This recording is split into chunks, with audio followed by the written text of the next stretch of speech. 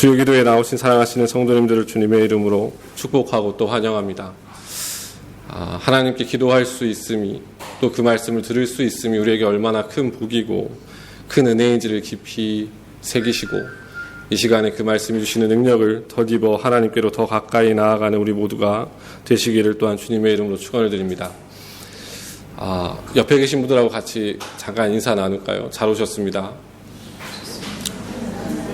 앞뒤에 계신 분들도 잘 오셨습니다. 우리 이렇게 인사했으면 좋겠어요. 한 번만 더요. 우리 그냥 돌아가지 맙시다.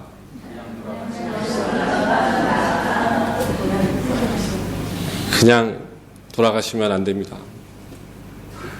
그러니까 그 돌아가신다는 게 아니고요. 집에 그냥 돌아가시면 안 됩니다. 하나님의 은혜가 이 시간 우리에게 가득하시기를 주님의 이름으로 또한 축원을 드립니다. 반려견에 대한 사랑이 가득한 나라죠, 호주는. 그 호주에서 이런 실험에 대해서 이야기를 해도 될지 모르겠지만, 하루는 심리학자들이 개들을 데리고 실험을 했답니다. 일단 개를 줄로 묶고 전기로 충격을 줍니다. 그러면 개는 그 충격에서 벗어나려고 도망치려고 몰부림을 치죠. 그런데 자신이 묶여있기 때문에 개는 도망칠 수가 없어요. 이러한 충격을 몇 번을 반복하면 개는 어느 순간 자신이 몸부림쳐봐야 소용없다는 것을 깨닫고 도망칠 시도조차 하지 않는다고 그럽니다. 이제 그 개에게 묶였던 줄을 풀어주고 나서 같은 강도의 전기 충격을 다시 줬답니다. 그러면 그 개가 어떻게 했을까요? 도망갔을까요? 분명 그 개는 줄이 풀려져 있기 때문에 얼마든지 도망갈 수 있음에도 불구하고 전혀 도망갈 생각을 하지 못하고 그 자리에 가만히 있더랍니다. 그 상황 속에서 그 개는 무기력이라는 것을 배웠고 그것에 익숙해져 버리는 것이죠. 이것을 심리학자들은 학습된 무기력이라는 심리학적인 용어로 나타낸다고 합니다. 이것이 영적인 무기력에도 비슷하게 이루어집니다. 영적인 무기력도 이와 비슷한데, 처음에는 그 무기력함이 매우 불편하고 부자연스럽습니다. 왜 내 안에 구원의 감격이 없지? 왜 내가 예수님으로 인한 기쁨이 없지? 왜 하나님의 말씀을 듣는데도 아무런 찔림이나 깨달음이 없지?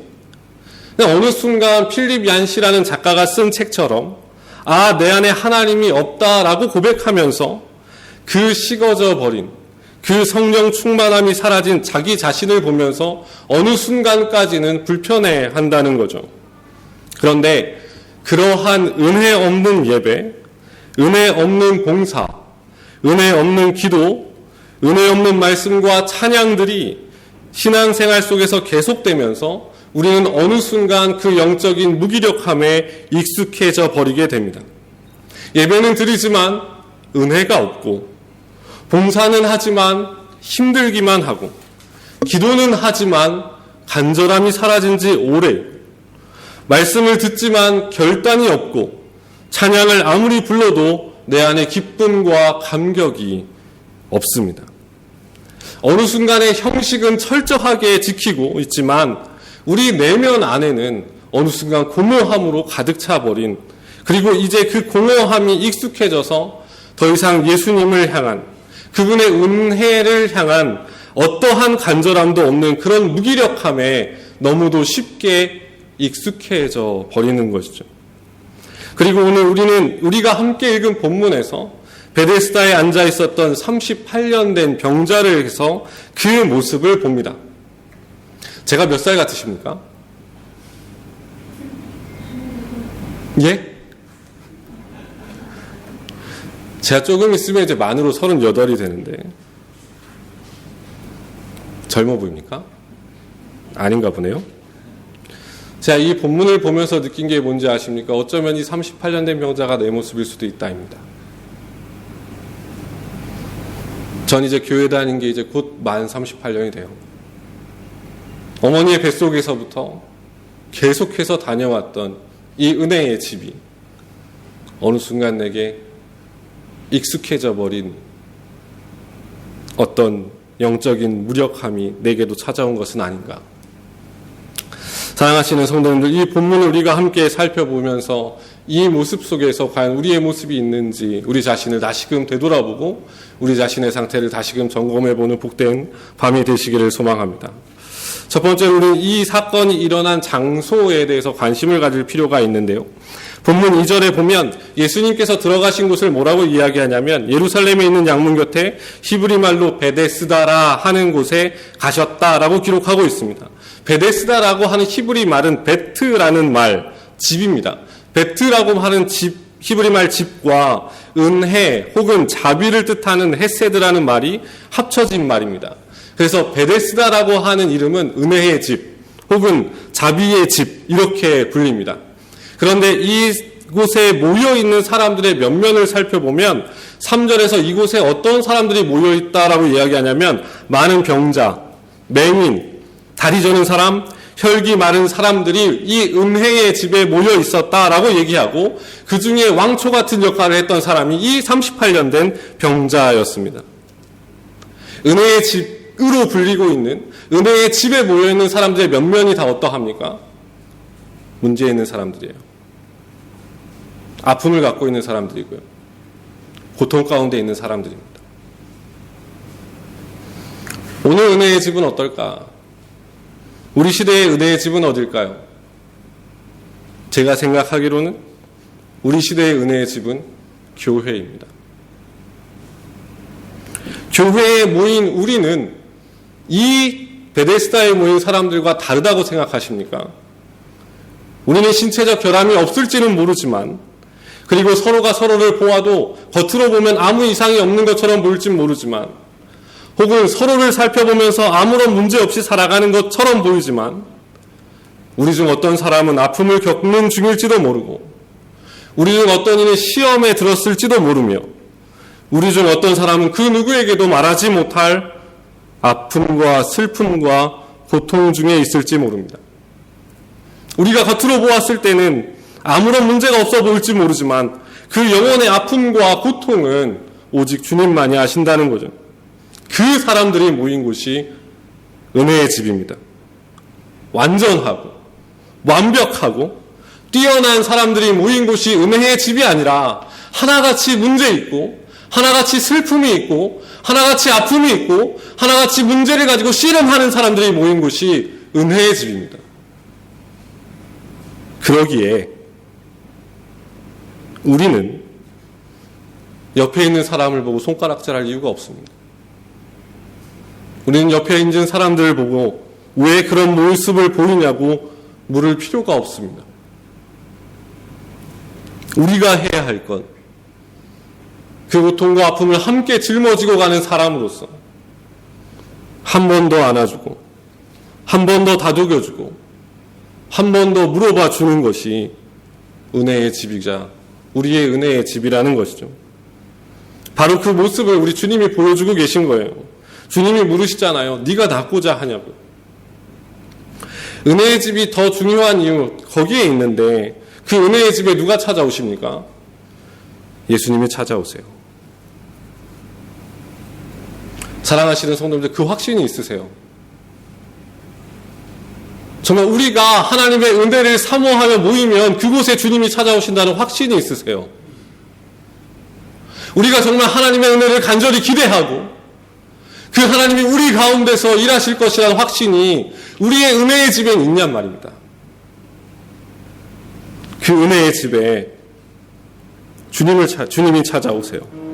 그 하나님 만나기를 간절히 사모하는 바로 그곳에 우리 주님이 찾아오세요. 아픔과 상처와 눈물 가득한 삶들이 모인 바로 그곳에 우리 주님이 친히 찾아오십니다. 사랑하시는 성도님들, 그 주님 만나고 계십니까?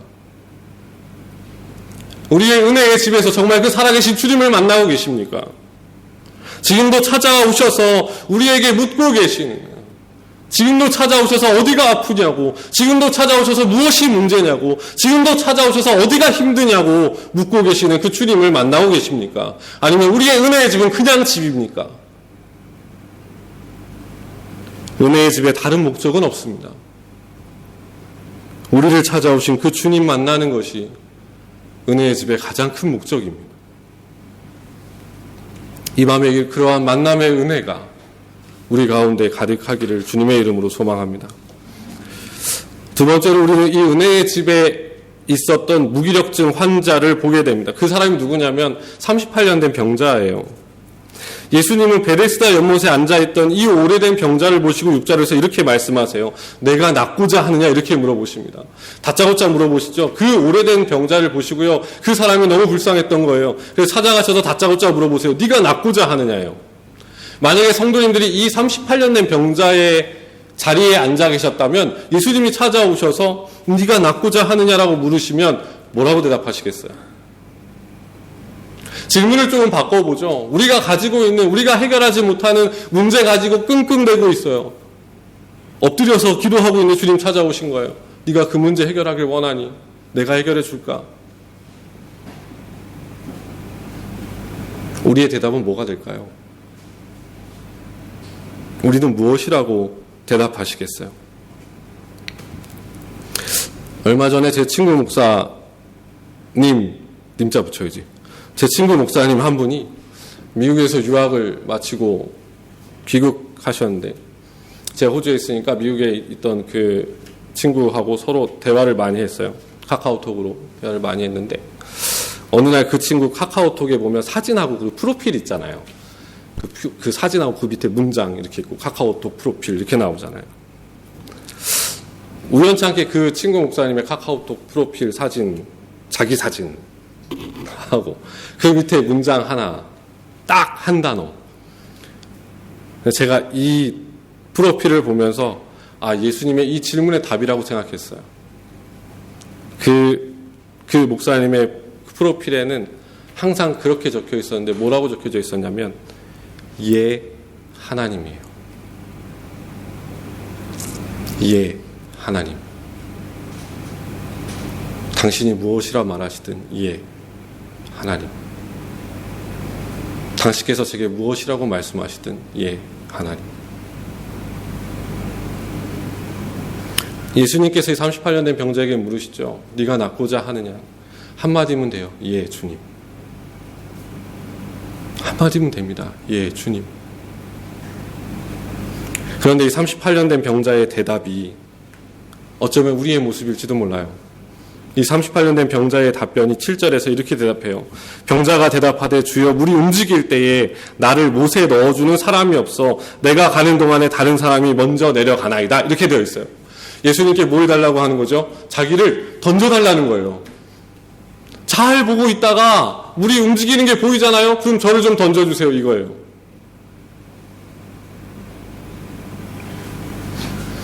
영적인 무기력증 환자의 가장 큰 특징이 무엇인지 아십니까? 자기 앞에 서 계신 주님을 보지 못하는 것에 있습니다. 은혜의 집에 나를 찾아오신 주님을 못 보는 겁니다. 그 주님을 만나지 못하는 것에 있어요. 왜 못 보는지 아십니까? 은혜의 집에 있는 목적이 예수님이 아니라 연못에 있기 때문에 그렇습니다. 예수님이 아니라 그보다 내 목적이 더 중요하기 때문에 그렇습니다. 이 38년 된 병자는 자신이 갖고 있었던 질병으로 인해서 너무도 오랜 시간 고생하고 힘들었던 나머지 이제는 그 자리에서 체념하며 사는 거예요. 그런데 그에게는 그 체념의 자리가 항상 연못만 보는 거예요. 연못.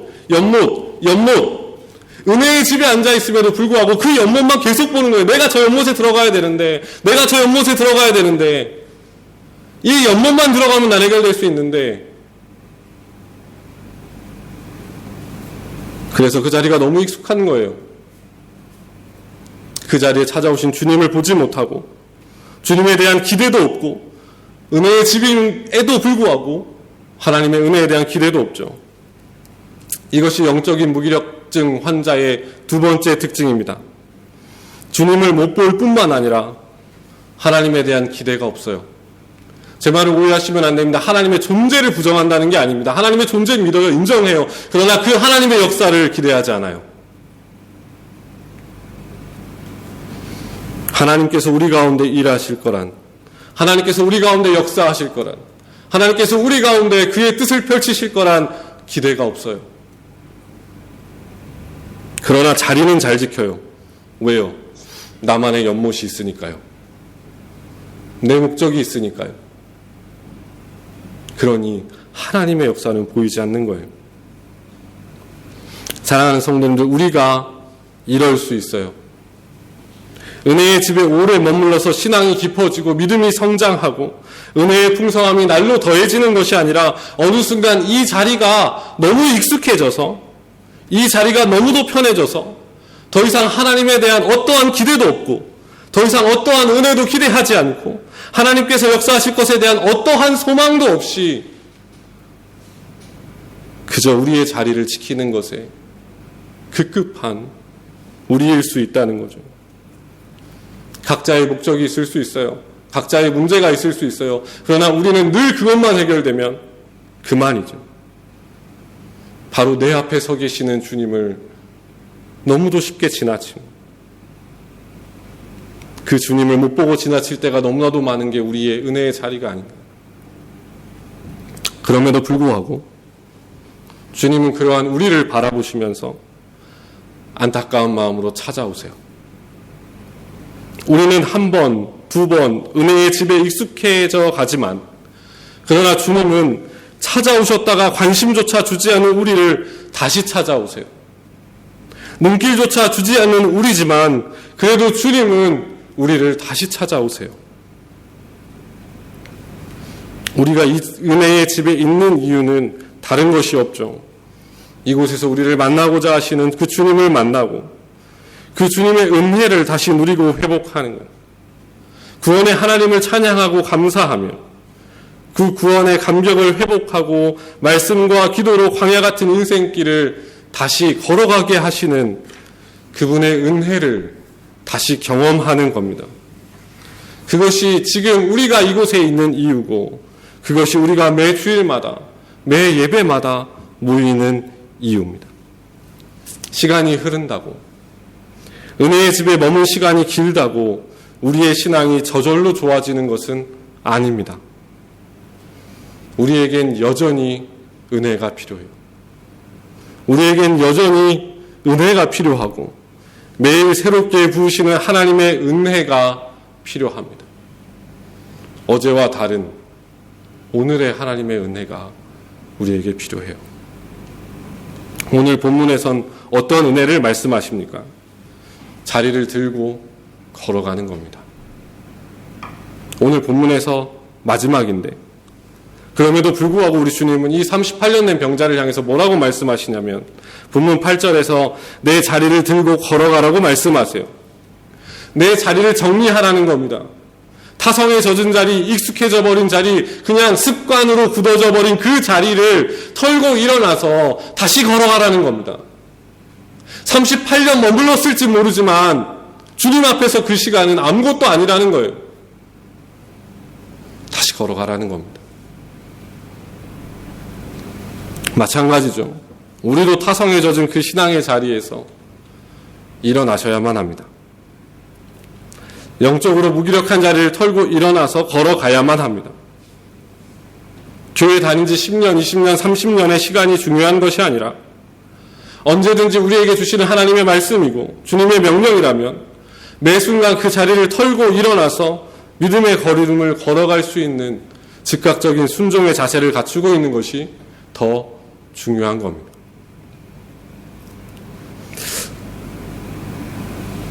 저희 어머니가 늘 저에게 당부하는 말씀이에요. 타성에 젖지 마라. 타성에 젖지 마라. 타성에 젖지 마라. 저는 이 본문을 막 보면서 타성에 젖는 게 무엇일까 곰곰이 생각을 많이 했거든요. 타성에 젖는다. 목회자에게 타성에 젖는 게 무엇일까?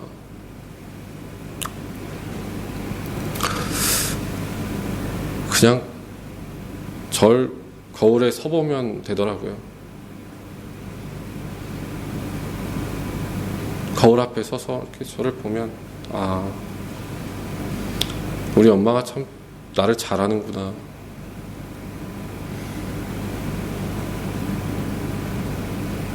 사랑하는 성도님들, 혹시 우리는 어느 자리에 머물고 있지는 않습니까?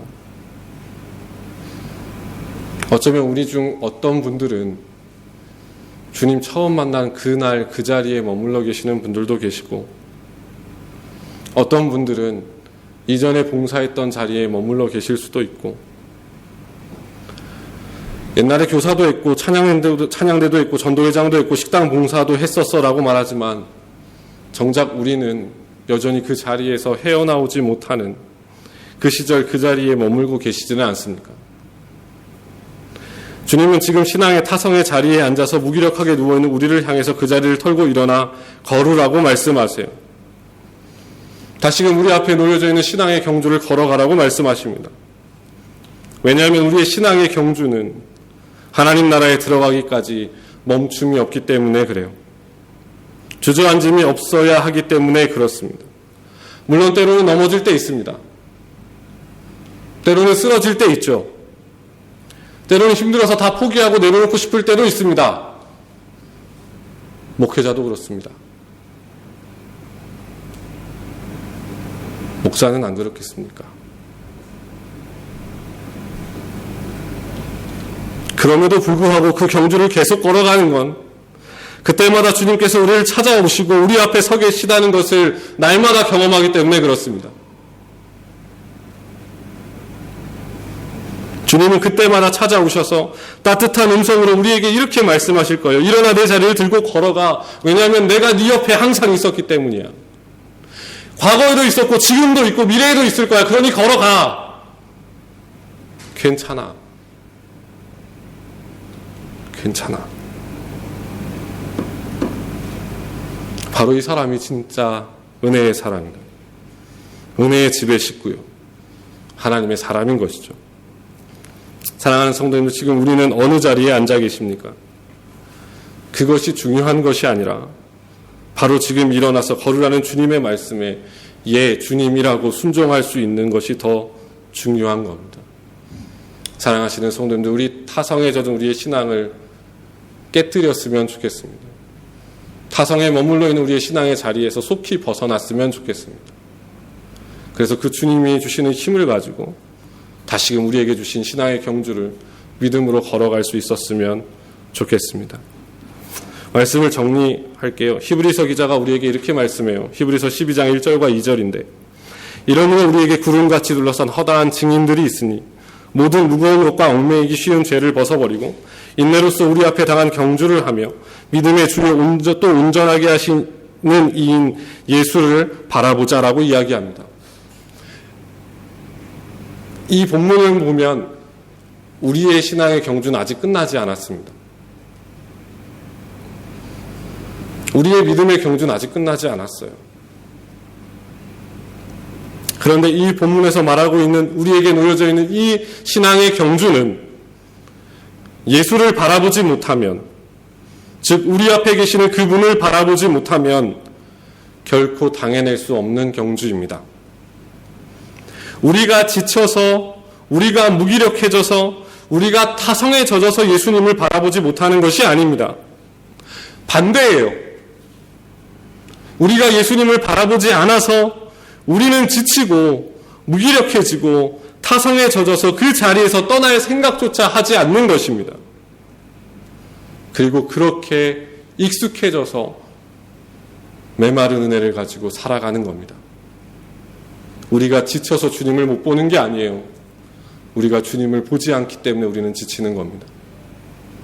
우리가 무기력해져서 주님 못 보는 게 아니에요.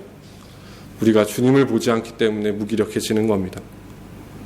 사랑하는 성도들, 어쩌면 이 베데스다 연못에 38년 된 병자가 행여 나는 아닐까, 행여 오늘 우리의 모습은 아닐까, 우리 자신을 잘 돌이켜 보십시오. 그럼에도 불구하고 주님은 우리를 찾아오셔서 이렇게 말씀하십니다. 일어나서 내 자리를 들고 걸어가라입니다. 일어나서 내 자리를 들고 걸어가라. 주님의 이러한 은혜, 우리의 습관과 타성과 무기력한 자리에서 일어나서 다시금 신앙의 경주를 걸어가는 그 주님의 은혜가 이 밤에 우리 모두에게 가득하시기를 살아계신 주님의 이름으로 축원을 드립니다. 우리 같이 찬양 한 곡만 같이 하고 잠깐 기도할까요? 여기 PPT 좀 넘겨주시겠어요? 제가 아는 찬양이 많지 않아요. 항상 거의 같은 찬양을 같이 부릅니다. 그럼에도 불구하고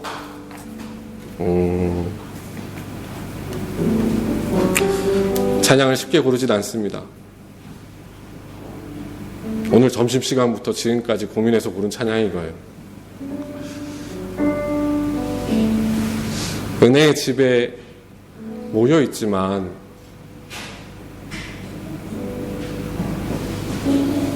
그 은혜가 식어져 버린 저를 자주 봐요. 그 은혜 없이 목회를 해나가려고 하는 제 자신을 너무 자주 봐요. 그 은혜 없이 하루를 살아내려 하는 저의 연약함을 자주 봐요. 성도님들은 어떠시겠어요? 그 고단한 인생길에서, 그 수많은 인생의 무게 가운데서 그 은혜 없이 어떻게 견디며 살아갈 수 있겠어요? 우리 자신을 잘 생각하면서 같이 찬양으로 고백했으면 좋겠습니다. 은혜 없이는, 은혜 아니면 살아갈 수가 없네요.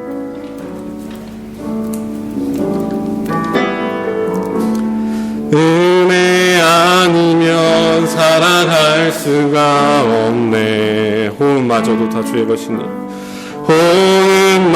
호흡마저도 다 주의 것이니, 세상 평안과 위로 내게 없어도 예수, 오직 예수뿐이네. 믿음으로 다시 고백할까요? 은혜 아니면 살아갈 수가 없네. 은혜 아니면 살아갈 수가 없네. 호흡마저도 다 주의 것이니, 호흡마저도 다 주의 것이니, 세상 평안과 위로 내게 없어도 예수, 오직 예수뿐이네. 크신 계획 다 볼 수도 없고, 크신 계획 다 볼 수도 없고, 작은 고난에 지쳐도 주께 묶인 나의 모든 삶, 주께 묶인 나의 모든 삶, 버티고 견디게 하시네. 은혜 아니면 살아갈 수가 없습니다. 은혜 아니면 살아갈 수가 없네. 나의 모든 것 다 주께, 나의 모든 것 다 주께 맡기니, 참된 평안과 위로 내게 주신 주 예수, 오직 예수뿐이네. 우리 이 시간에 같이 한 1, 2분 기도했으면 좋겠어요. 주님밖에는 없습니다. 예수님밖에는 없어요.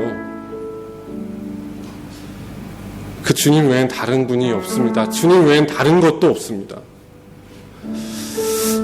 언제서 떨어지셨고, 언제 식어지셨고, 언제 사라지셨습니까?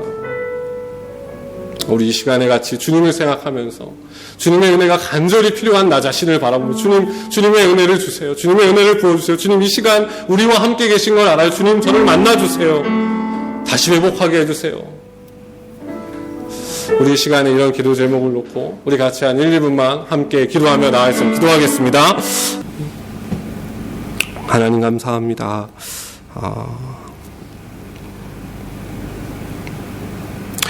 우리의 삶의 무게가 참 어렵고 인생의 고달픔이 극에 달할 때 너무도 쉽게 주님을 잊고 주님의 은혜를 망각하며 살아가는 우리지만, 하나님 그럼에도 불구하고 우리를 찾아오시고 여전히 우리의 손을 붙잡으시며 우리와 함께 걸어가시기를 원하시는 주님임을 바라보고, 하나님 이 시간 다시금 그 주님 바라보기를 간절히 소망합니다. 주님밖에는 없습니다. 주님, 제게는 예수님밖에 없습니다. 주님, 제게는 주님밖에 없습니다. 주님, 날마다 고백하며 걸어가는 우리가 되게 하시고 세상의 것들에 흔들리지 않게 하시고 우리의 연약함에 지쳐 쓰러지지 않게 하시고 우리를 향하여 일어나 걸으라고 말씀하시는 주님의 믿음으로 순종하며 그 주님의 은혜를 날마다 새롭게 경험하며 부으시는 주님의 은혜로 말미암아 넉넉히 이기고도 남음이 있는 복된 우리의 삶의 여정이 되게 하여 주옵소서. 주님 사랑합니다.